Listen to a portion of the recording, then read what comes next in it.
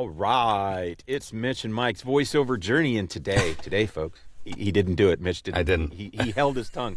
But today, if you're not watching, if you're only listening, in the house, we have Mr. Marc Scott. Yes, that Marc Scott. Insert. That's awesome. Thank you, guys.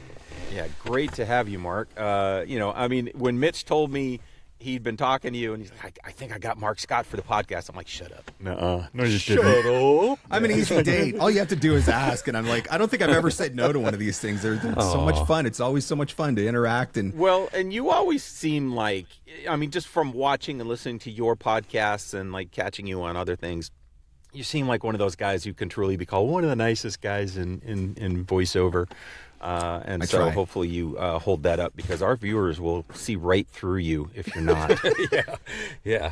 I'm going to bring out a whole different side of me on this show now. Find the evil side of Marc Scott. Scott. Dropping profanities and taking shots. And I do wonder when that shoe's going to drop, because I feel like every podcast has that sort of like off. Maybe you haven't had this one yet, Marc, but one that like is a little like, I don't know how that went, like by the end. Did that ever has that happened to you yet? I don't think so. I mean, we were talking before we started that I did the Microphone Insider, and that was unlike any other podcast experience that I've ever had in my life. Like, I was not prepared for what happened there, but I don't say that in a bad way. I was like, this is the craziest thing, the craziest show I've ever done, and it was so much fun. There's a term for that in the industry. You've been fronked. Yeah, that's what I'm learning, that there's a term for that. But I think that's part of what makes this so cool, right? Part of what I love about the podcasting space is that every host, or hosts as it were, they have their angle, right? You've got where you come from, you've got what you bring. I've always said my whole pitch is, if I can get cool people on my show who are experts in whatever it is that they're an expert in, I just want to give them an hour to teach a masterclass. That's it, right? That's literally the angle of my show. Just shut up, give them an hour, prompt them with some questions, give them an hour to teach a masterclass. Frank and his crew, they're just trying to do like late night comedy hour or something like that, which is really fun too. Party. Like everybody's got a voice. And so that's why it's always so much fun doing these things, because I never know what I'm going to walk into. Yeah, and I for one have enjoyed yours in the fact that you do have those experts on. What we have found with our show is it's really kind of morphed. I mean, we started this as just like, let's do something, and at first it was just the two of us talking about topics, and then we started inviting some friends on, and then it grew to this thing where if we can get big names, it's been fantastic. I mean, we had Scott Parkin and Kristen Paiva on once, and they actually requested to be on. We got, we've got Katie Lee. Yes, but so many other big guests. Yes, one of the things. Yeah, we're big people now. We're big in the industry. Yeah, we're big. But one of the things we've enjoyed is to be a showcase for people that aren't as well known, people that are just starting out. Mitch and I are at different stages in our career where, I cannot call myself a big success in this industry yet, but I enjoy talking to people of all levels and hearing their story. And that's kind of what we are. And that's why, as much as, yes, we want to know, everybody knows Marc Scott is the VOprenuer. Marc Scott is the marketing guru of voiceover. Even my we mom want to knows. hear that. But what? Even my mom knows, I tell her like, hey, this Marc Scott guy. We'll autograph. We'll take a screenshot and I'll autograph a picture, and she can hang it on her fridge when we're done. Yeah, we'll just Mitch and I will do this so that it sign is it just next Marc to my face. Or over the top of your face. I do have to say, Mike, if I'm not interrupting you too hard. Oh, please do.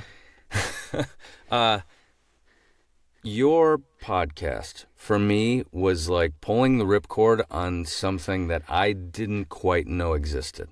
So when I was about to launch, fully, I'm like, what do I do?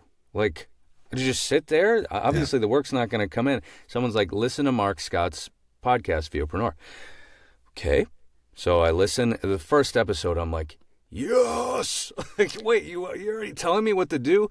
And I can't tell. It was just like hours and hours of listening to your just, I don't know, boatloads of knowledge just flowing into my brain, probably spilling out a little bit because it's very hard to hold on to. And then the motivation of you saying, I did this and it worked. I didn't do this and it didn't work, and just kind of showing your avenues and stuff like that. I want to say publicly, thank you. It's been an absolute life changer, and your 30-day challenge was a challenge, absolutely, especially for someone with less accountability than some others. But it was like so cool to have that too. So thank you. I know what it was like for me when I was getting started in the industry, and there were voices, but there weren't a lot of voices, right? Like Ann Ganguza was one of the first people that I got connected with when she was doing a lot of blog content and a lot of social media content. Dave Courvoisier, who was one of the original founding members of the Wovo organization. Dave wrote a really amazing blog back in the day. Paul Strickordo was writing his blog back in the day, but there wasn't this whole content industry, we'll call it, in voiceover back then, like there is now. And I was really grateful to Ann and Dave, whether they ever knew it or not. I mean, fortunately, I had the opportunity to meet both of them at different points and tell them as much that, how much I appreciated what they were sharing and how much that helped me on my journey. And so that was part of my motivation for doing what I did. Was I just really felt like it was paying it forward, right? It was an opportunity to do that, do for somebody else what Ann and Dave and Paul and some of those people did for me early on. And it's just continued to evolve. I mean, it started out as a blog, and then it turned into a podcast. And for the first, 100 and some odd episodes of the podcast, it was just me just talking about whatever. And then I hit a point where I'm like, I don't know if I got anything left to talk about. And one of the things that was really important to me. We hit that at episode 7. I did okay for a while, but after like 100 episodes, I'm like, there can't be possibly anything else that I have left to say. But one of the other things that was really important to me was having a platform. I mean, it's the Every Day VOpreneur, right? And I have so many amazing friends who are big in the industry, the New York talent, the LA talent, like those A-list type talent, who everybody wants to have on their show, and they always are getting an opportunity to be on a platform somewhere. But I was like, I want to find the guys and gals that are like me, that live in a small town in the middle of nowhere, but who have figured this out and who are doing voiceover, and maybe they're great at Instagram, or maybe they've done an amazing job at in-person networking, or maybe they're, mastering this genre or that genre or whatever. I want to talk to those people, because I got to say this very carefully. I got to pull out my diplomatic pants here, but I just find sometimes when you're talking to those people at the top, it can be hard to relate. It's hard to see you in their story. Whereas you're talking to some guy from some fart town in the middle of nowhere in Southern Ontario that nobody's ever heard of. And it just feels so much more relatable when you don't live in New York or LA or Chicago or Atlanta or, whatever, name the big city, Seattle, whatever. And so I wanted to have an opportunity to talk to some of those people. And I mean, I learned from so many of them. And it's funny because a lot of them are in my network because they coached with me. And then it's fun to be able to go back to them years later when they've done amazing things in their career and have them come and share knowledge with me on the other side of that, which I think is really cool too. Yeah, what is that? The student becomes the master situation? Yep. Well, it's cool where you can see people that you came up with, and everyone's having that some level of success and has something that they can teach. I've never heard. This is absolutely true. I've never heard.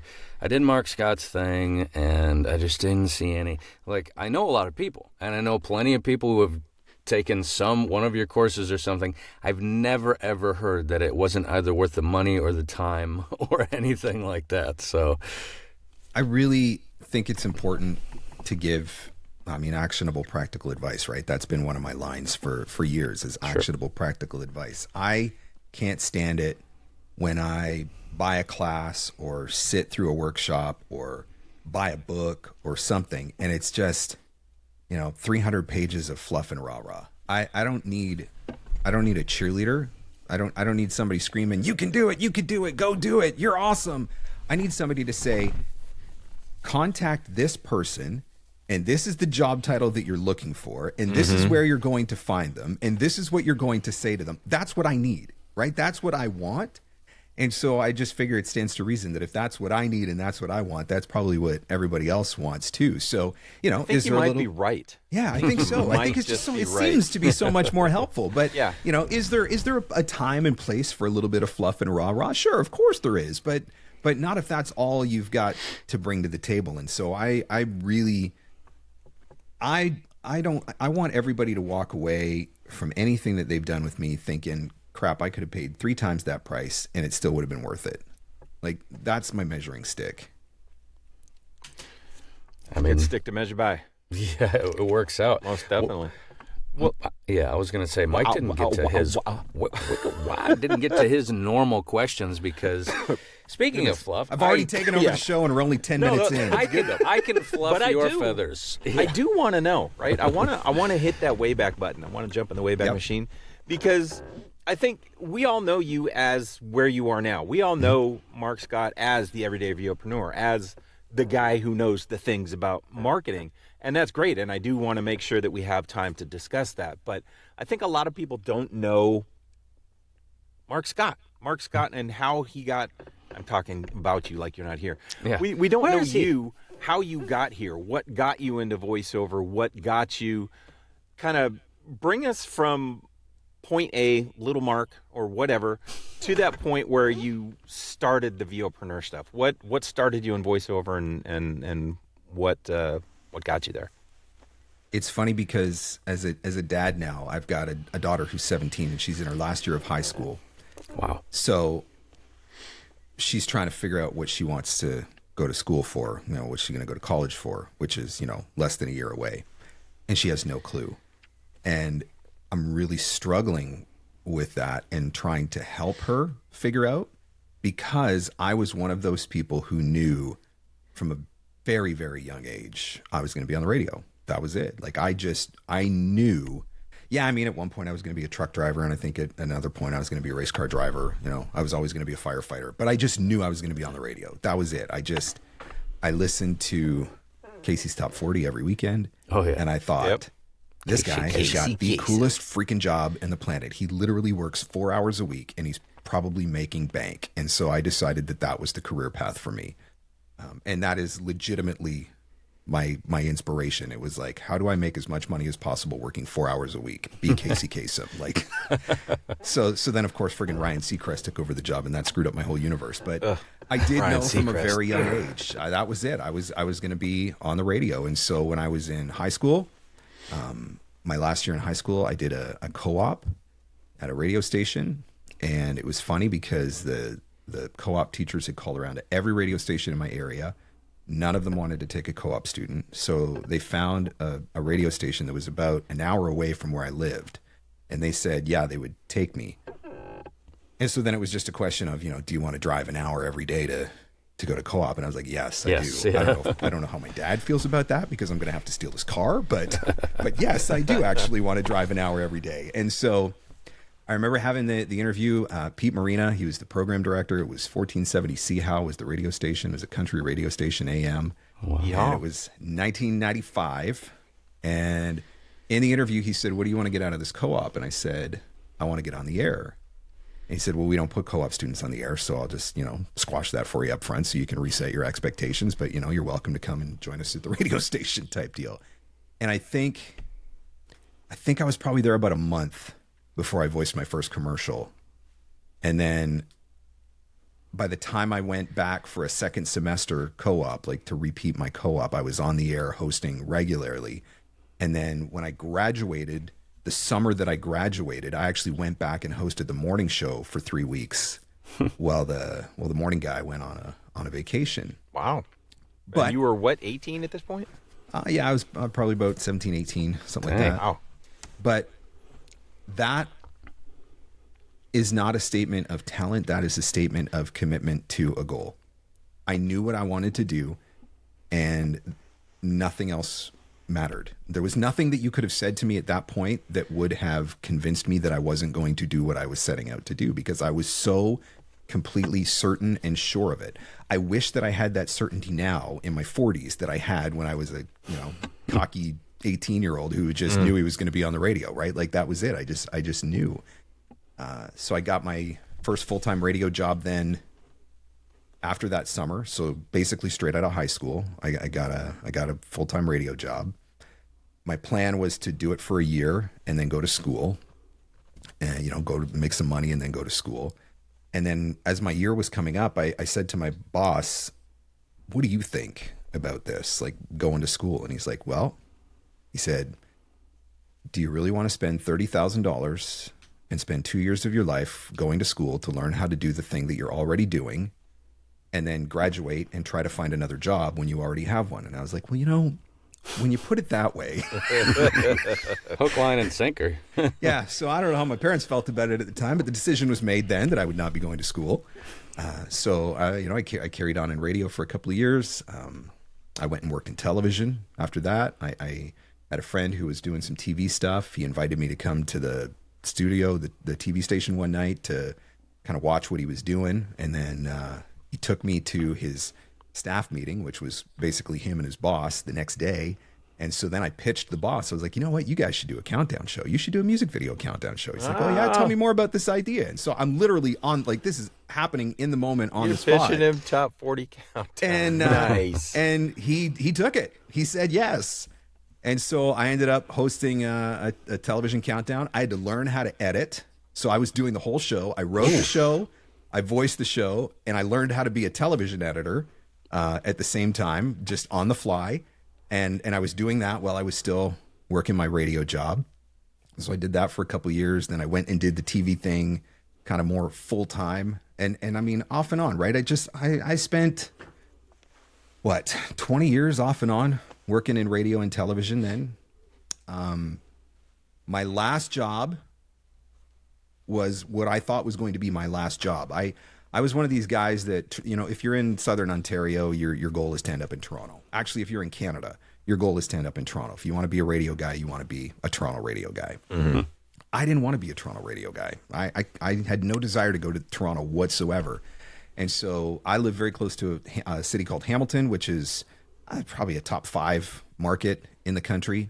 And I had always thought, you know what, if I can get to Hamilton, I'm good. I'll just ride out my career in Hamilton. And so I had an opportunity to interview for a radio station there. And I told them that. I told them straight up. I said, look, you hire me and I'm here for the long haul. I said, I'm not using you guys as a stepping stone to get into Toronto. I have no desire to go to Toronto. This is home. I just want to be here and just do cool radio. And that's what got me the job. Unfortunately, like 6 months after I got the job, the station got a new general manager, and the new general manager had different ideas. And so my dream radio job came to an end rather abruptly. And at that point, I was so disenfranchised with this industry that I had loved because it was not the same industry. So when I started in radio, stations were still live 24/7. You still had personality-driven radio. Mm-hmm. And by the time my career had come to an end, you had maybe a live morning show, maybe a live drive show. Everything else was voice tracked or John Tesh or Delilah or, whatever. It was all canned. Consultants had complete control of everything. There was no more personality. You were literally a 10-second liner card reader. And so when my job ended, I spent a lot of time trying to decide what next. So there was probably about a 3 or 4 month window where I sat around in my apartment in my underwear feeling sorry for myself, drank a lot of Dr. Pepper, watched a lot of Ghostbusters. I think there's an AI Back to video the Future. Like this is, this was literally my life for a while. And the whole time I was doing Voice 123. I had been on Voice 123 for a couple of years. Anybody that's worked in radio knows that most of us can't just work in radio if you want to be able to, eat. You got to have another income. And so I've been doing Voice 123 and at the time voices.com, just kind of on the side, making a little extra spending money or whatever. But I came to realize, I think my job came to an end in I think it was the end of January 29th, 2011. Oh, wow. So there's a date on it. By the, I call it my Independence Day now because it literally was the day that changed everything for me. But probably by the summer, it occurred to me that I was paying my bills. And it's not like I had savings because I was a radio guy, right? But what had happened was, because I wasn't going to work, I had more time to spend on Voice 123 and voices.com, and I had more time to audition, and I was slowly starting to make more money because I had more time to give to it. And so I've got all my parents and all my family and my friends are like, you know, when are you going to get a real job? When are you going to get a real job? And there's a part of me that was like, yeah, when am I going to get a real job? But there was also a part of me that was really curious about whether or not I could make this voiceover thing work.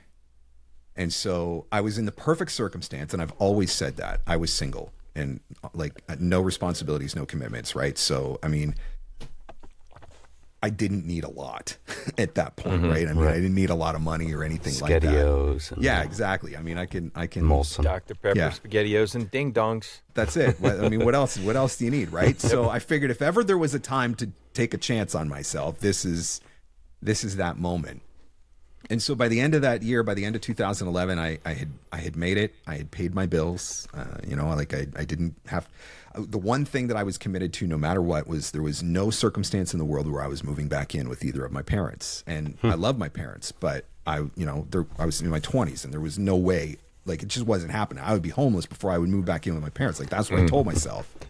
So 2012, I said, okay, this is it. This is going to be my first year as a full-time voice actor, and I'm going to see what I can make happen in my first full-time year as a voice actor.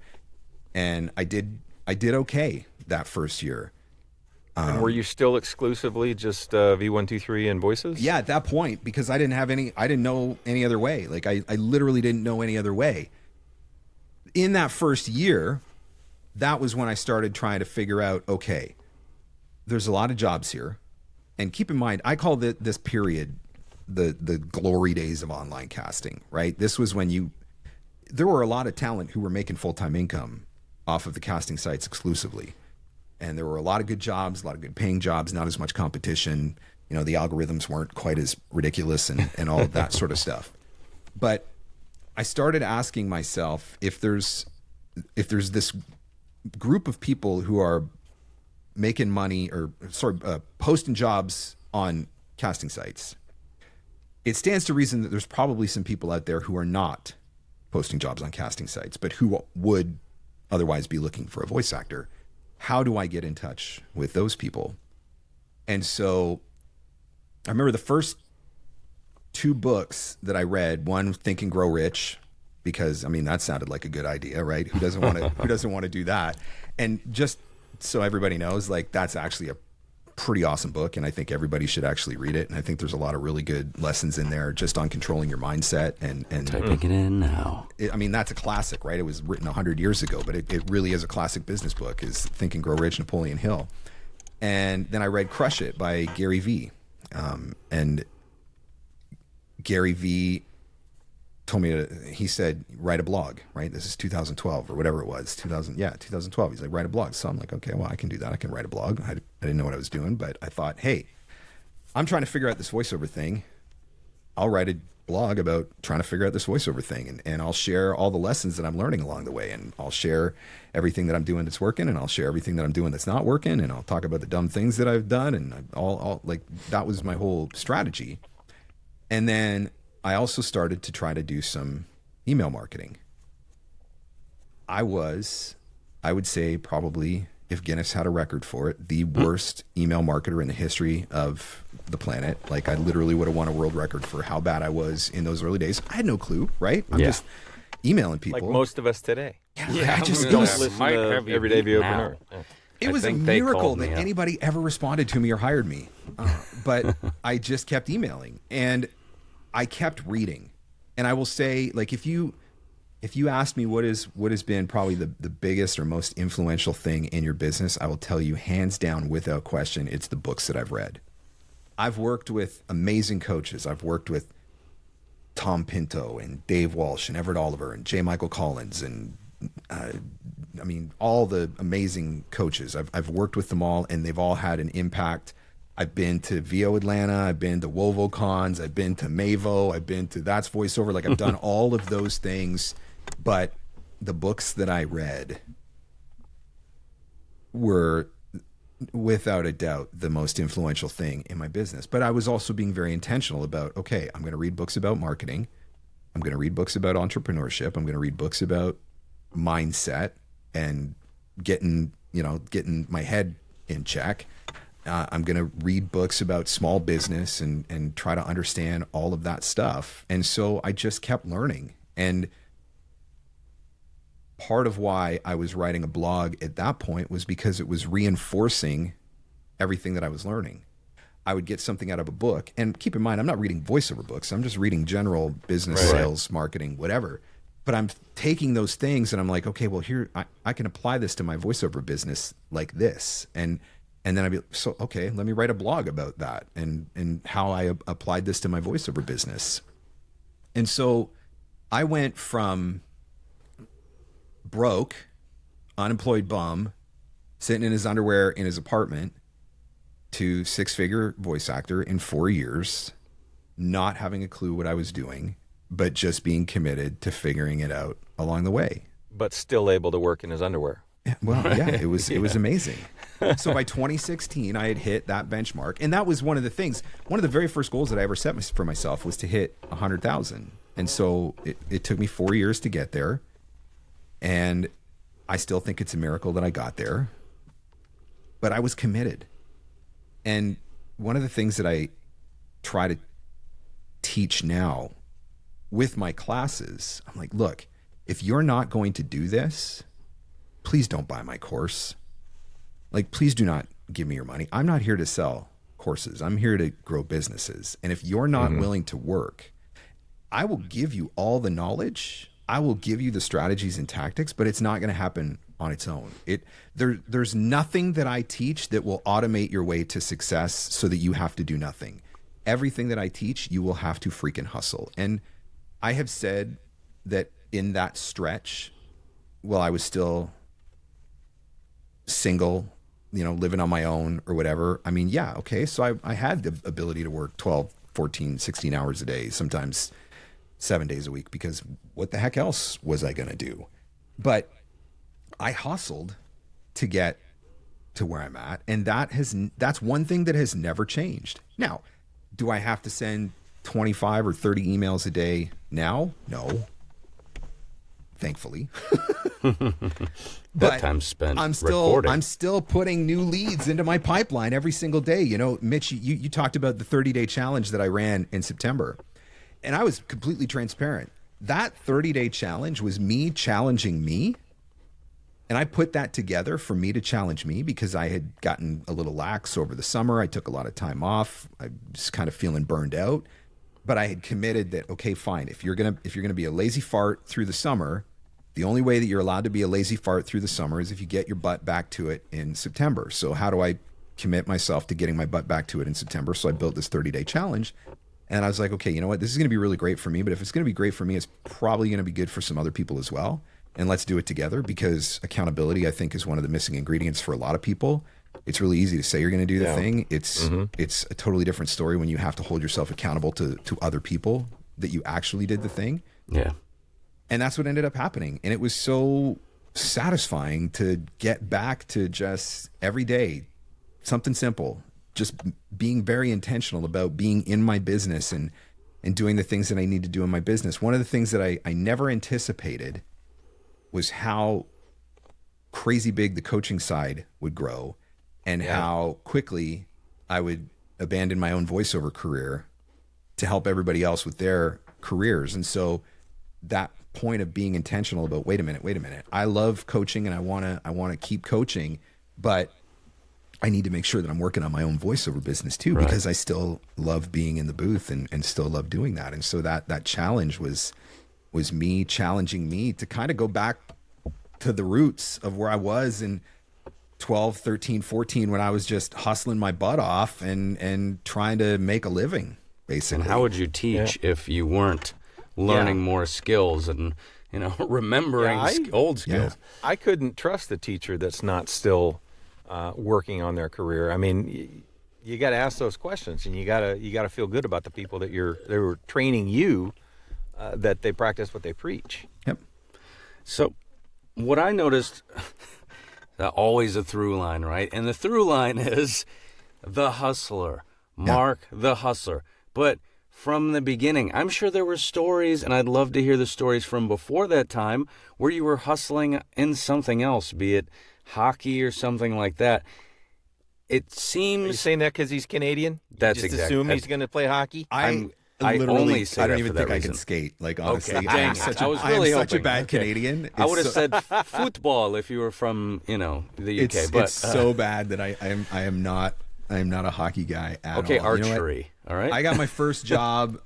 I think my first job was probably about 9 or 10 years old. I was delivering papers, and you're right. I was a hustler because I was the number one sales guy for the Hamilton Spectator in the whole district area of where we were at. Like my regional manager would literally come to my house and pick me up and take me everywhere because I could just freaking sell papers. Like I don't know what I was doing. But if you motivate me when you're like, look, if you sell this many papers, you get this, or you get this prize, or you get this thing, or whatever, right? Like I'm very motivated by money. I've never denied that. Yeah. And so, I mean, from like 9 or 10 when I started doing that, and then I've worked. Like I literally had a job from that point forward. I mean, name it, I did it. I worked on farms. I cleaned pig stalls. I worked on a septic truck for 2 years, pumping people's septic tanks, 2 like years. legitimately. Ooh, like oh my gosh. I did what I needed to do because once you get a little taste of that money, right? You're 10 years old and you got $20 in your pocket back in that point, back in the 80s. Yeah, like but you felt like a freaking Pumping king. septic, you're getting a little taste of something else too. 2 years has to be the breaking point for septic guys. Just saying. But I've worked all the way through. I've always had that drive when I'm doing something that I enjoy, or when, not even so much that as much as when I can see what the end objective is. And I think that's something that's really important too. Even I do not come running into the studio every day to send more emails and submit more auditions just for the sake of sending more emails or submitting more auditions. It's always because I've got a big picture end goal in mind. And so I need that. It's my why. Why am I doing this? Right. Yeah. And that why can look like a lot of things. I mean, I've talked before, like in 2020, we blew up our house, like literally 3 weeks before the world shut down for a pandemic. We blew up. I had blown up my entire kitchen and the whole main floor area of my house. And when the world shut down, my kitchen and living dining room area, which is the vast majority of my house, was studs and floor joists. Like that was it. Now, here in the U.S., blow up means explosives. Are you talking about renovation? I am talking about hardcore crowbar demolition, HGTV, blew the whole thing I out. doubt he was in there like Wile E. Coyote. I kind of figured. Ripped it right back to the floor joists and the wall studs. And at that point was when the whole world shut down. And so my why was, I got to get my kitchen put back together in the middle of a pandemic. And I don't think I've ever worked as hard as I worked in that first 6 months of 2020 trying to make money to do that, right? Like, so it wasn't that I was coming down into the studio to send emails. I came down into the studio, and right beside me, I'm sitting at my desk right now, right beside me on the wall was the mock-ups from the cabinet maker, the appliances that I had picked out, and that was it. I looked at that every single day and reminded myself, that cheddar to pay for this stuff that I got hanging on my wall. This is what I'm working for. Yep. My earlier this year, at the beginning of the year, I asked my kids, where do you want to go on vacation? They said, we want to go back to Tennessee. We had done Pigeon Forge, Gatlinburg area in Tennessee a couple years ago. They absolutely loved it. So they said, we want to go back to Tennessee. I got that visual reminder in my office every day, and I'm working to make money to pay for the vacation to be able to take them to the Pigeon Forge and, get a cool cabin in the mountains. And that's my why. That was driving me for the first half of the year. And I have that visual reminder every day. And so I think that's the other side of it, is knowing what you're working for. Wow. Wow. I can't I don't understand how your brain works. I can't put myself there at all. If I did, I would be doing that. I'd be hanging, certain Subarus on my wall and stuff like that. Let me give you another one. So now, when I first got married, so I got married in 2017. When I first met the woman who became my wife, she had 2 daughters at the time. And at that point, I was working as a voice actor, but I was also a firefighter. And the 2 girls. You realized that dream too. Yes, I did realize. Right. I didn't get to be full-time fire, but I was volunteer for 17 years. All right. And, but my kids thought that was the coolest thing, right? They absolutely loved it when I would take them to the fire hall, put them in the truck, that whole entire thing, right? And when they would go to school and you're like, what's your dad do? And they're like, oh, he's a firefighter, right? It was never, he's a voice actor. What the heck's a voice actor, right? He's a firefighter. He's a firefighter. Well, I got 2 kids now of my own. And so 4 daughters now. But I have a 4-year-old and a 1-year-old. And my 4-year-old just started kindergarten this year. And when she goes to school, she can't tell her kids or her friends that her dad's a firefighter because I'm not on the fire department anymore. So she's going to tell them he's a voice actor. And they're going to be like, what the heck is a voice actor? And she's going to be like, well, if you ever heard the HR employee benefits training for whatever, some obscure company in South Dakota, 2019. and they're going to be like, what? Like, and that's not going to be cool, right? That's not going to be cool. My why now, I've wanted to do documentary and TV narration. That's always been my dream genre. I've been following you on that. And I really decided at the beginning of this year, I was like, okay, you know what? You've been talking about this for a long time, but it's time to get serious about it, right? It's time to get serious about this. Do what you got to do to make this happen. And my why now is when my kid goes to school and they say, what does your dad do? I want her to be able to say, he's the voice of whatever show on Discovery Channel. Like, it almost makes me emotional because that's what's driving me now, right? It's not about anything other than I want my kid to be able to say, because I'll tell you what, if you've ever gone to the border, you pull up to the border to cross the border from Canada to the U.S. or the U.S. back into Canada, and the border guard says, what do you do? And you say, you're a voice actor. The very first thing they expect is that you're going to tell them that you're like Super Bowl commercial or, I'm like Scooby-Doo or whatever, right? Yeah. Mm-hmm. And so then when you say, well, I did a corporate video for Microsoft once, and they're like, they're so completely unimpressed, right? Yeah. Just once, I want to be able to say I'm a voice actor, and I'm the voice of, go watch me on Discovery. Like that drives me like you have no idea. Like nothing else matters. That is the constant motivation in the back of my head. Whether or not I feel like doing the thing on any given day is completely irrelevant because you're not always going to feel like doing it. I can't be motivated.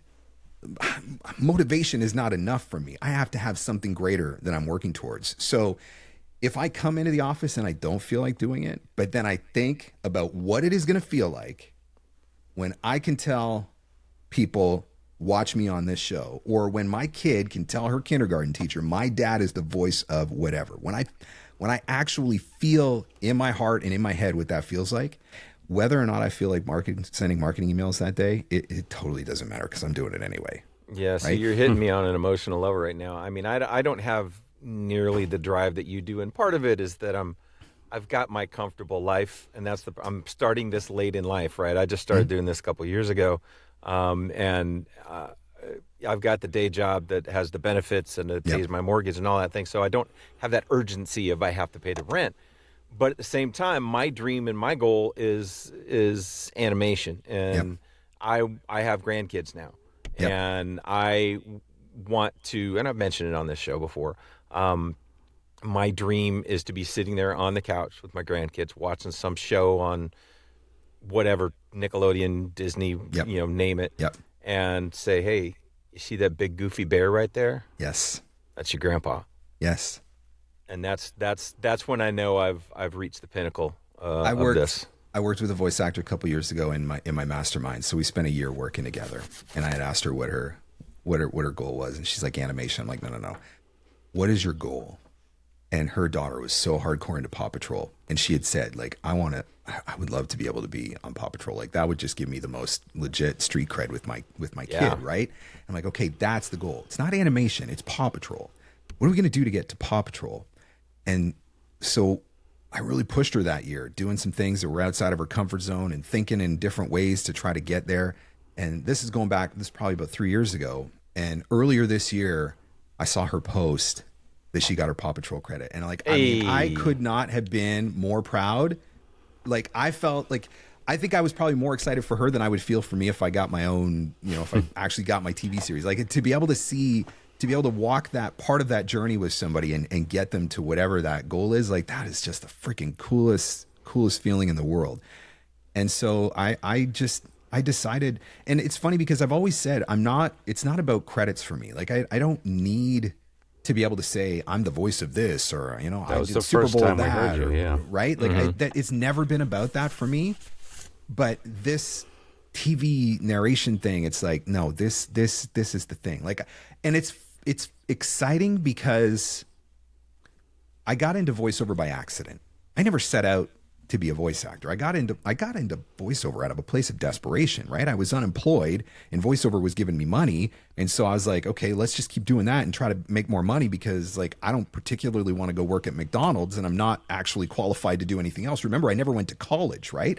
The reality moment for me was I was going to apply to be a dump truck or a garbage truck driver in one of the cities not too far from me. And they wouldn't accept my application because I hadn't gone to college. And I was like, okay, if I can't get a job as a dump truck or garbage truck driver, I'm going to have to, like, I got to make this voiceover thing work, right?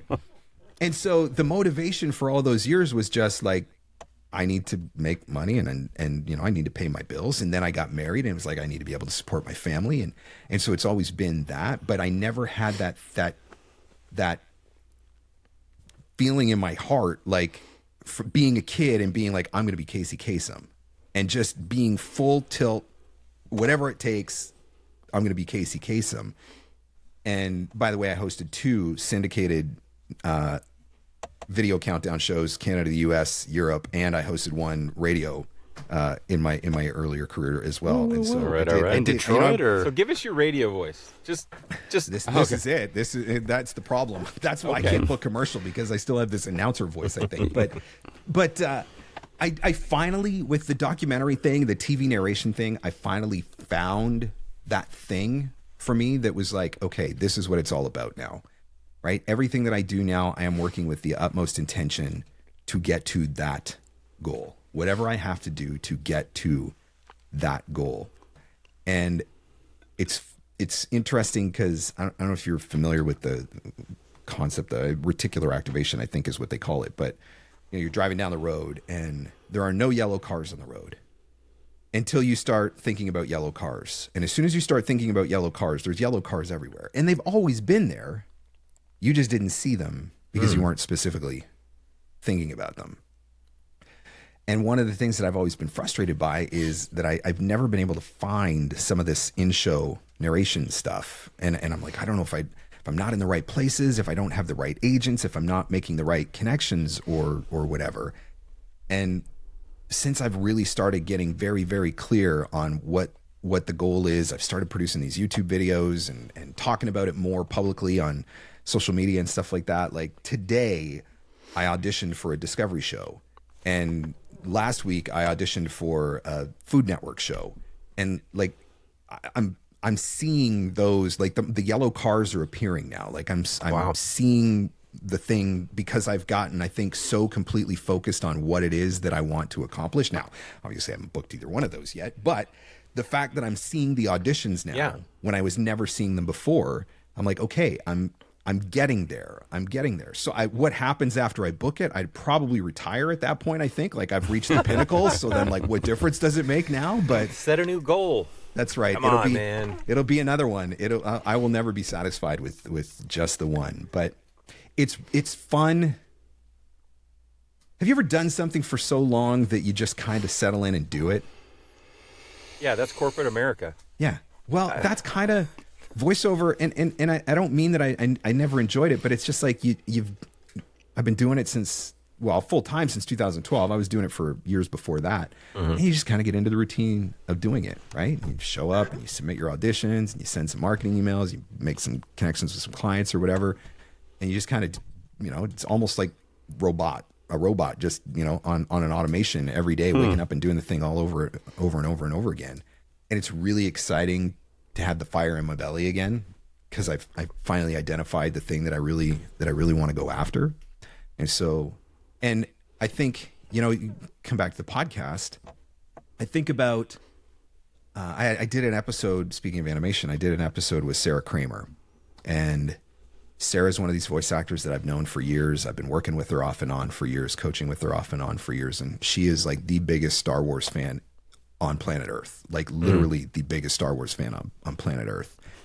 And her passion from as long as I've known her was to get a Star Wars booking of some form or fashion, to get a Star Wars booking.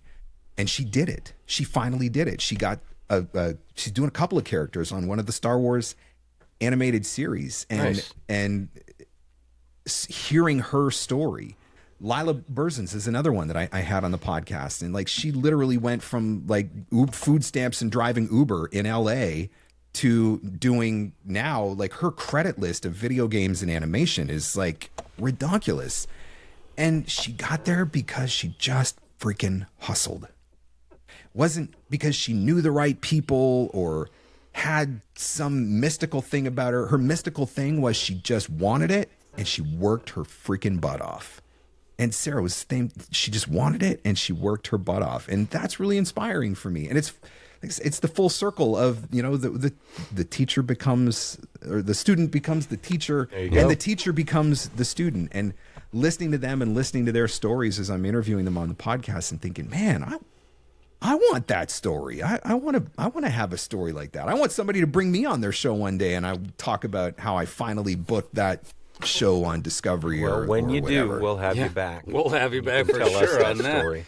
I feel the same way. And what's kind of weird, okay, and maybe it's because you've been posting that, it's been manifesting in my brain a little bit how I would love to create mini documentaries, so much so that it would, the right person sees it, or it gets somewhere where someone's actually like interested in this cluster of videos. Creating documentaries sounds just as interesting as voicing one. But then if you create it, guess who gets to voice it? And you've Hire been doing yourself. it for how long? And you're have good you friends. been chipping away at these? I started doing those docu-shorts probably back in the spring. I started doing one a week, and then I've tried to step it up to 2 a week. It's harder than I thought it was going to be. But that was inspired by, I went to VO Atlanta, and I was there in March, and I sat in on a documentary session. And the session literally started out, I got good news and bad news. I'm like, okay, what do you want first? Everybody's like, we want the bad news. She says, the bad news is it's not a great time to be in this space if you're a 50-year-old white guy. And I'm like, okay, well, thank you for crushing all of my hopes and dreams. I'm done now. Bye. I'm not quite 50, but I'm close enough. But so then she's like, but do you want the good news? I'm like, yeah, okay. I could use some good news now that you've literally just destroyed me. I could use some good news. And she said, the good news is there has never been an easier time to create your own content and get found for the thing that you want to do. And I was like, okay, I can do that. I can do that. And that's where these things have come from. That's where all these docu-shorts have come from. And I have had several conversations with Hunter Peterson. That guy, I don't know if you guys know Hunter. I don't know how he does it. That guy can wake up at 2:00 in the morning and start a brand new channel. And by 5:00 in the morning, he can have 17 million views. Like, I legitimately don't understand how he does it. He does it over and over and over again. I'm like, teach me your ways, Hunter. I haven't had that yet. Was he at VO Atlanta? He was at VO Atlanta. But I haven't had that happen with my YouTube channel yet. But I mean, in the span of a couple of months, my videos had 50 or 60,000 views on YouTube, and they had probably another 40,000 views on LinkedIn. And I'm like, somewhere in there, somebody is going to see one of these things, and they're going to be like, that guy. Maybe we should find out more about that guy, right? And it is valid. And that was an opportunity that did not exist. Like when I was starting out full time in 2012, that was not a thing. You couldn't, you didn't, nobody was, I mean, maybe somebody was doing it, but that's just not how it worked, right? The social media wasn't as big of a thing at that point. And so it has created a really unique opportunity for the person who's willing to do it. I mean, it takes me a lot of time to do those things. And I don't always feel like doing those things. You know, sometimes I'm in here at like 2:00 in the morning trying to finish one because I'm committed to getting it done. And I said, my commitment to myself was I'm going to do this for a year. I'm not going to think about the numbers. I'm not going to think about the results. I'm going to do it for a year just to show up consistently and do the thing. And after a year, if I decide this is completely pointless, okay, fine. If I've posted that many videos and nothing has happened, then fine. Maybe I'll reevaluate at that point. But that's a year of posting once or twice a week. Most people get the idea and they do it for 3 or 4 weeks. And when they haven't become famous, this is stupid and it doesn't work. Don't talk to me after a couple of weeks. Talk to me after you've posted 100 videos in a year and see whether or not there's results. Like that, it's consistency over time, right? Mm-hmm. That's the formula, consistency over time for whatever it is, whatever the thing is that you're doing, whether that's email marketing or creating videos or posting reels or TikToks or trying to become a LinkedIn influencer, whatever. It's consistency over time. Or Mitch and Mike's VO journey, which we're like, still here how somehow, do we some keep way doing this? Oh yeah, because it's fun every time, and we jump out of the booth clicking our heels like, I'm so glad we got to talk to that person. Nice. And more and more every time I'm like, oh, so glad we got like to the heart of that person. Yeah, every time. Well, and the fun thing, to turn it on us now, is. We started this just to do something, to put something out there, and it morphed into having people on and hearing great stories from great people, no matter what their success level. A couple of people we've had on were like, I haven't done anything. So what? We want to hear your story. We want people to know you. There's still something to learn. We hear from friends that they have taken our interview and linked to it on their website so that they can say, hey, here's more about me. You want to know more about me? Watch this interview. And we have now people actually reaching out to us to say, hey, can I be on your show? Yep. And I never dreamed that would happen. I mean, we booked up podcasting this is hard, entire okay? year. Let's just get that out there. A month ago. Podcasting is hard. And so kudos to you guys for consistently showing up, because I'm like 300 episodes in now and it doesn't get any easier. I wonder what it's going to look like. We were talking about it because we've been doing it for just over a year now. And I'm like, when we hit our 100th episode, which is going to, it's going to be sometime middle of next year, we got to have some sort of celebration. We'll have all the guests back and a party. We get I have Tina Marasco on for my 300th episode because I was like, okay, I don't know, 300. That's a number. It's a big number. Let's get Tina Marasco and we'll do that. But it was Donald Miller, who is an author that I have followed for years. He started out as a memoirist, and I loved every book he ever wrote. Read every book he ever wrote. He turned one of his books into a movie as an independent film, and I was actually a financial backer on it. That's how much I loved what he was doing. And a number of years ago, he started writing business books and marketing books. And so StoryBrand is that was the original concept that he came up with. And I started reading his business stuff just because I was like, okay, well, I loved his memoirs. Let's follow his business stuff. I went to Nashville and attended his marketing conference, his StoryBrand marketing conference. I listened to his podcast, but he had a podcast. I remember him talking about his podcast, and he said the reason why I started doing a podcast was because he realized that there were people that under any other circumstances he would probably never get to talk to, especially for an hour. But if he had a podcast, they would come on, give him an hour of their time for free, and he could ask them anything that he wanted. And I was like, I got to start doing interviews. Like legitimately, I was because I had been the term, right? I had been doing it by myself, and then I'm like, okay. So when I call up Marilyn Wisner and say, you want to come on my show? I mean, she's one of the most respected casting directors in the industry, and I know she's got a ton to share. I know that everybody's going to learn something from her, but I know that I can also be a little bit selfish and ask her a couple of questions that I'm really curious about. Or, same when I had Tina Marasco on, like under any other circumstance, I'm not going to be able to get to sit down and have a conversation with Tina Marasco. Are there any other circumstance I'm not going to get to sit down and have an hour-long conversation with Kelly Mashinsky, another casting director. Like so many of these people that I've started having on the show now, I just like that flipped a switch for me. I was like, man, I need to start talking to the people that I would really love to be able to learn from myself. But under any other circumstances, I'm probably not going to be able to sit down and have an hour with them. And fortunately, because I've built the platform that I've built over the years, that's helped me to get access, right? Like when I reach out, only a handful of times has somebody said no, but it's an opportunity to dig in and learn from some really amazing people who are doing some really amazing things. And that's one of the coolest things I think that you can get out of a podcasting platform. It's funny you should say that. Yeah, Mark. I had a question too, but Mike, you go. Hit me. No, Hit me. You're saying that, and the whole time I'm like, yeah, well, we got Marc Scott on the show, and so what do you want to know? Well, and I was thinking like, oh, what would my big poignant question be to you? And I guess it's this. You mentioned earlier that you like actionable advice. Yes, not absolutely. Just my advice to you is to just go do it. So what is your positive thinking? Yeah. What is your favorite bit of, what's that one piece where you're like, all right, if I could tell you one thing from a marketing perspective that would maybe give you, well, not really give you the most success, because who knows, right? But that you feel like this is like my one best chunk of advice that I can give to you. It's consistency over time.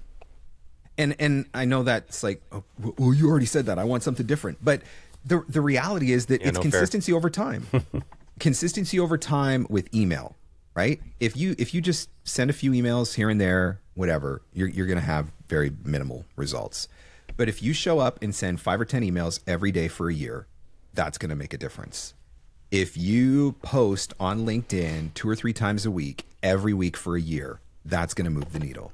If you show up on Voice 123 and audition 3 or 4 times a day, every single day for a year, that's going to move the needle. Like whatever the thing is that you decide to do, whatever marketing channel you choose to pursue, I think consistency over time is, I know consistency over time is what sets the people apart who are making it work to the ones who aren't. Because the ones who are giving up are the ones who aren't seeing the results as fast as they would like. And unfortunately, I just don't think that there is an express train to marketing success in this industry. If there is, I haven't found it yet. And I mean, I would think by now I would have. If it was out there, I would hope that I would have found it. But I think you pick the platform or the medium that works best for you, because I think that's really important as well, right? I mean, I can tell you that there are guys out there that are pulling 30% response rates on cold calls, and that's an incredible statistic. But if there's no chance in the world that I'm ever going to convince you to pick up a phone and do cold calling, then why would I tell you to go do cold calling? It's not going to work for you, no matter how well it works for somebody else. And so if it's creating videos for Instagram, do that. If it's creating videos for TikTok, do that. Do it consistently. Do it 3 or 4 times a week, every week for a year. If it's sending emails, great. Send 5 or 10 of them every single day. Do it for a year.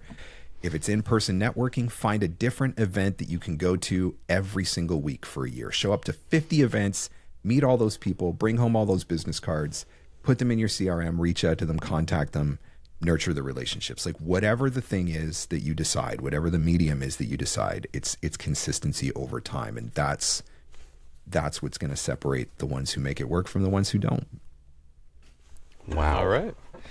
I had a question, but I feel like it's just not as good as Mike's. There's no bad questions. There's only bad answers. Questions, Mitch. Oh, boy. I mean, unless you're going to say, like, what kind of deoderant do you use? That would be a bad What's question. the best deodorant for sitting in a sweaty booth? I've noticed, just the sheen on me has grown over this whole episode.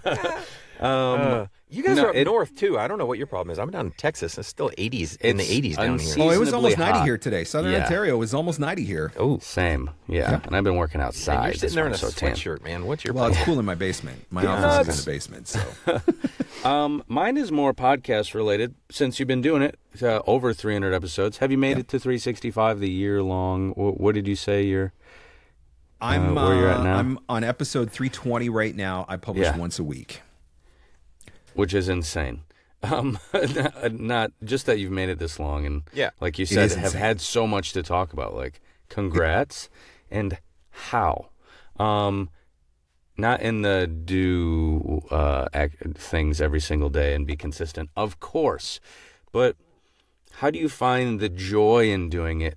And I can hear it in your voice. You're an amazing interviewer. How do you find those?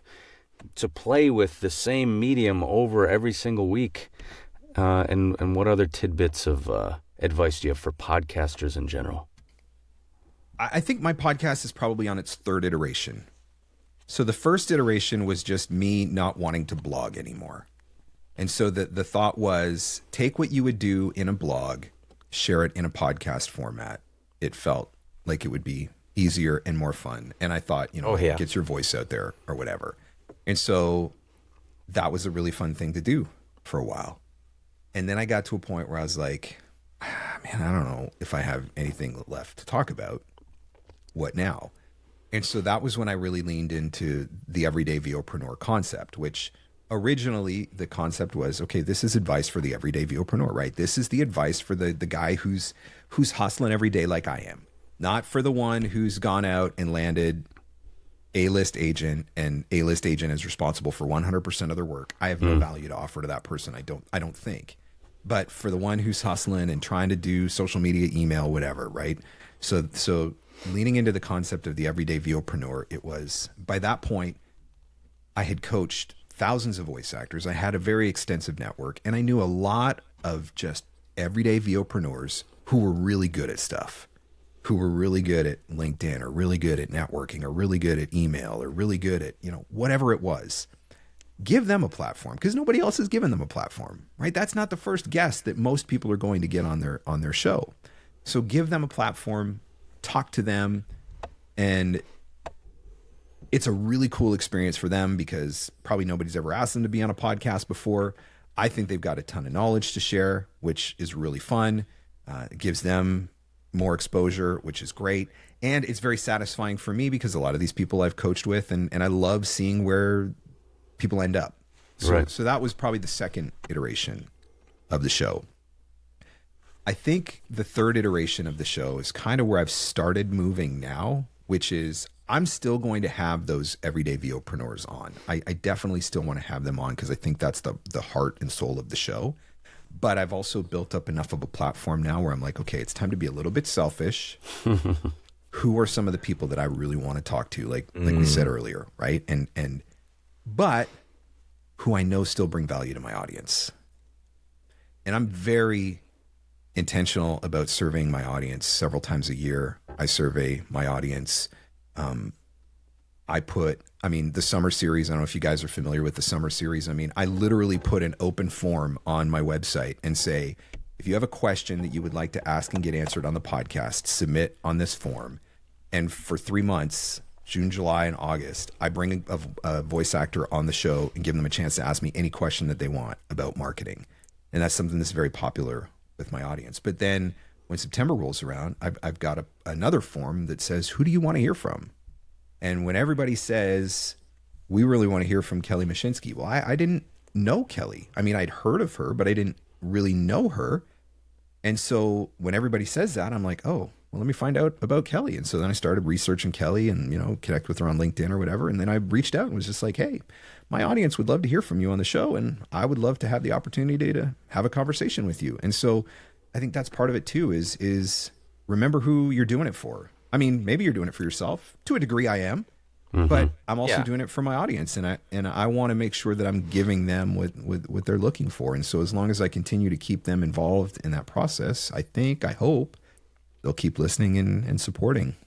evolution. And I think that's probably something we can do better is to listen to our viewers. I mean, because selfishly, we started this for ourselves, and we started talking to people because we wanted to, but we grew to the point where, we want to also showcase the people that we are talking to, and that's part of the why as well, is to have these folks on, and then now we're able to attract some people that are a little more established, that are a little more well known, like a Marc Scott, like a Kristen Paiva, and some of these other folks, and it's great. But I don't think we've hit that third iteration yet. So it'll be interesting to see where this show goes. But one of the things that I would say too is don't assume that you can't get someone, because one of the things that I have learned is I think I had this mental block for a long time that, like, if you don't have 1 million downloads, like, nobody's going to come on your show type deal, right? And rest assured, I don't have 1 million downloads. Close to 1 million downloads. But what I realized was most people don't care about that. Like, just give them an opportunity to talk about their thing, or tell their story, or talk about what they're passionate about. And it doesn't matter if you got 10 listeners or 100 listeners or 1,000 listeners. Like, in all of the time that I've been doing this, like I said before, I've had, I don't know, less than a handful of people who have said no. Like, almost everybody that I've ever reached out to has been like, yeah, sure. Yeah, let's do it. Yeah. When? Not, well, how many downloads do you have? Or how big is your audience? Or it's just like, yeah, let's do it. That sounds like fun. So that would be the other thing I would say. Don't talk yourself out of asking who you want to ask just because you think, we're not there yet or whatever. No, you're probably there. You have a show. You're there. You're Canadian, so do you have Jim Carrey's number? I do not. I do not, but I bet you could find it on IMDb. You got Rick Moranis and Dave Thomas, eh? Can you get us in touch with Rick Moranis and Dave Thomas? Rick Moranis. Is it true? Is he coming back to Spaceballs? I keep seeing those posts on Facebook, but I never know if they're real or not. You know what I found out this week, too? You know who pitched the idea, like the story behind Spaceballs 2? No. Josh Gad. Look at that. Whoa, okay. Interesting. Yeah. He turn of events. Yeah, okay. So, just a little side story. I saw an interview with him. I think it was on Seth Meyers. This is a good way to he said that he watched all the Mel Brooks stuff with his kids, and his daughter was like, "When can we watch Spaceballs 2?" He's like, "What are you talking about? There is no Spaceballs 2." Well, he said at the end of the movie, join us again for Spaceballs 2, the search for more merchandise or whatever. And so he all of a sudden came up with this pitch, and he called Mel Brooks. And Mel Brooks said, it's the Hollywood thing to do, right? It is. The sequel is, isn't that the only thing Hollywood does anymore? So it stands to reason. 35 years, but Rick Moranis is back, and I'm so in for it. I'm happy for him. That would be the thing that would convince me, I think. I mean, I watched Spaceballs. I remember watching it. It wasn't like, I'm a Back to the Future Ghostbusters guy, right? But knowing that Rick Moranis came back, and partly because I'm a Ghostbusters fan, so I mean, he will always hold a special place in my heart for that. But I would go see the second one for that. Oh boy, I'm out of questions. Yeah, well, and I mean, we've gone well over the time we normally go on this podcast, because as we said in the beginning, Mark, you've been a successful guest when we just sit back and go, wow, okay. Just and that's pretty talk. much what we did today. So, because you're a great storyteller, you're a great interview, and I think that our listeners got a good chance to get to know the guy behind the Everyday VOpreneur. I'll be very curious to see the retention rate on this episode. Like after 5 minutes, it's like 0. Where's or the advice? how many of them stick around to the end? Let's see the retention rate. Yeah, we're always curious about that. But we enjoyed it, so it's all good. I'd be happy to see that on any of the episodes, to be honest. Is anybody checking that, Mike? Do we have a person behind the scenes checking that? No, don't ever look at your stats. Don't ever look at your stats. It'll totally mess with your head. Okay. I got a like once. All right. But so here's your. I mean, if you're listening to this, if you're watching this, good chance you already know who Marc Scott is. But here's your chance to go ahead and promote and plug all your stuff, your website and everything. We'll also link to it when we post the interview. But go ahead and tell the guests where they can get a hold of you. Yeah, everything is on VOprenuer.com, and that is just that's kind of the hub. You'll find the podcast there. You'll find the YouTube, the Free Advice Friday live streams, all the courses, coaching, workshops, all the free stuff. Everything is on VOprenuer.com. And we can find your documentaries on YouTube through that. Actually, the documentary channel is a separate YouTube channel. That one's on my voiceover, from my voiceover site at marcscottvoiceover.com. But they're also all over social media as well. Just making sure.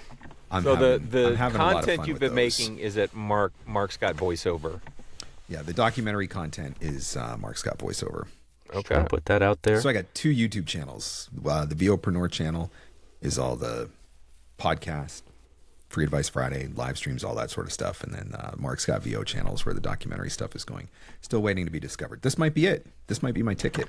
We have some very powerful people that listen to us. So we do. Could be your big break. Just remember us when. That's all I ask. Yeah. I want Mike Rowe. Well, you guys are going after Jim Carrey. I'm like, I want to talk to Mike Rowe. I was thinking about that when you were talking about all the I haven't been to college. I'm like, well, you could be another Mike Rowe. So I mentioned earlier that I finally got to submit an audition for a Discovery Channel show today. And it gave me an opportunity to put in a quick note to the person who was casting it. Really? And so I literally wrote, it's probably about time that you guys gave somebody other than Mike Rowe a chance. So why not? Why not be me? Like, I was like, what the heck? Why not? Right? Like, if nothing else, at least I can make this person smile. Right. So there's a part of me that's like, I would love to talk to Mike Rowe, but then there's a part of me that's like, yeah, no, I already know his entire story. I've listened to every podcast interview he's ever done with anybody else. I've read his books. Like, I know. Yeah. I was like, okay, if I want to follow the Mike Rowe path, then my next step is QVC. I got to figure out how to get. Actually, first I got to sing opera, then I got to get on QVC. Yeah. Yep. Opera first, Mark. Opera first. Okay. Don't cut corners. Yeah, I know. Opera first, then QVC. Actually, come to think of it, I think there was a QVC audition in that on that site that I was on earlier today for a QVC host. Can you imagine me doing the midnights on QVC selling God knows what? Like, I actually can. I can imagine it. I might not be there for it. If it got me my path to discovery at this point, because I'm so focused, like I was telling you guys, I mean, I might have to actually go do the thing. So yeah, hey, sometimes you gotta jump on those stepping stones to get to where you need to get. Right. Mm-hmm. Follow the right path. This is the VO journey, right? Yes, it is. Hey, you're on it. Look at that. You are on the VO journey. That was a pretty good little transition there for you, wasn't it? It's gorgeous. Yeah, set you right up for that. You could do this for a living, Scott, Mark. Yeah. All right. Well, hey, we don't want to take up any more of your time. I mean, we do want to take up more of your time, but we want to be respectful of your time, and we appreciate all the time you've given us and our listeners. Well, it's been awesome. You guys are great. You're doing a good show. I appreciate it. And Thank you. Appreciate hearing that from you, who's been doing a good show for years. So you said earlier that the show, you've got a good show when the guest just keeps on talking, and I've said that's I use that as a benchmark on my show too, right? If the guest is doing more talking than I am, then we're doing right. But it takes a good host to set up a guest. Oh, let's just cut it there. All right. We're not even going to We're going to hit stop. Mitch and I are going to curl up in the fetal position and cry a little bit at the wonderful compliment. And but yeah, hey, really appreciate you, Mark. Really appreciate you giving us your time. Thank you, Mark. And I, for one, can't wait to post this and listen to it all over again. I'm looking forward to the next episode when we get to talk about what it was like to finally narrate a show on Discovery. So well, early hey, 2020. Remember that, and we have now captured that. You guys legit get dibs on that interview, okay? You're going to be the first show that gets that interview now because you guys brought it up. So there you go. Yeah, this is now this is captured for posterity. Watch, this will be the one where after we're done, like something will happen in Riverside that'll be like, oh, your episode's oh my gosh, I've had Riverside's down. had a few strokes on me in the day in my show too, so we will pray that doesn't happen. But you heard it here first. You guys get first dibs on that interview. Yes. Finally out. Not sponsored by Riverside. Well, Mark did not want to do ChatGPT roulette with us, which is perfectly fine. However, you are now required to do awkward goodbyes with us. It gets more awkward than what we've just been doing for the last... Oh, trust me. The Midwest goodbye, what we've been doing for 14 minutes. Yeah. So, hang it up, Mike. What are we doing? We're just awkward goodbying. Okay. Goodbye. Bye, everybody. See, he can't even make it awkward. Dadgum you.